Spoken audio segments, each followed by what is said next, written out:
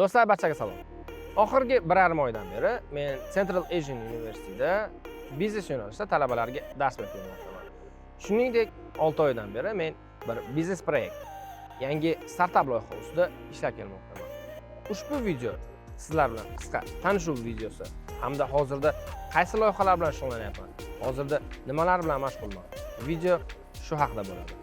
Shuni inobatga olgan holda biz hozir O'zbekistonda birinchi mining korxonasini tashkil etmoqchimiz. Hozirda ushbu yo'nalishda ishlar olib borilmoqda va tegishli ruxsatnomalar olish jarayonidamiz.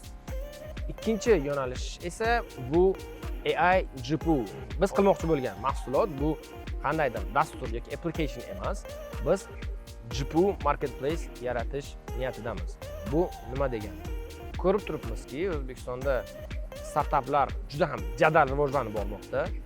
Ularga kerak bo'ladigan hammasi ishlatadigan narsa kelajakda bu GPU quvvatlari.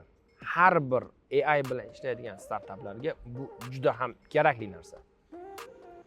Shuning uchun biz ularga ushbu GPU quvvatlarini taqdim etishni o'z oldimizga maqsad qilganmiz. Qisqa qilib aytganda, AI rivojlanmoqda, sun'iy intellekt rivojlanmoqda. Buni oltin lixoradkasi bilan solishtiradigan bo'lsak, juda ham sun'iy intellekt bilan ko'p bog'liq bo'lgan dasturlar ishlab chiqilmoqda.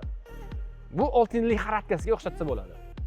Va biz aynan ana shu oltin lixoradkasida ularga lopata sotishni o'z oldimizga maqsad qilganmiz. Sun'iy intellekt bilan rivojlanayotgan, sun'iy intellekt ishlatadigan dasturlar ko'payaversin, biz ularga quvvatlar taqdim etishni o'z oldimizga maqsad qilganmiz.